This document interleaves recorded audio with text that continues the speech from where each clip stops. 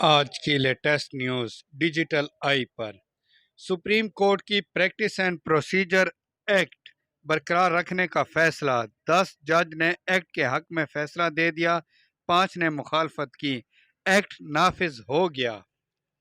Parliament ہماری دشمن نہیں اور نہ ہم ان کے دشمن ہیں، مل کر چل سکتے ہیں۔ چیف جسٹس قاضی فائز عیسیٰ: ہمیں اداروں کی عزت رکھنی چاہیے، عدالتوں کے فیصلے پر عمل درآمد ضروری ہیں۔ اسرائیل کی نہتے فلسطینیوں پر بمباری 5ویں روز بھی جاری، شہید فلسطینیوں کی تعداد 1000 سے بڑھ گئی، غزہ کو ملبے کا ڈھیر بنا دیا، معصوم بچے عورتیں شہید۔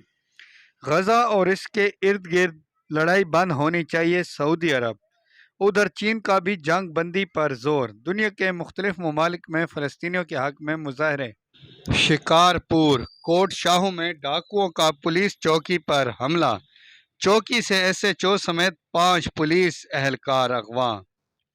امریکہ نے غزہ میں مداخلت کی تو میزائلوں سے جواب دیں گے، حوثی گروپ کے سربراہ کا اعلان۔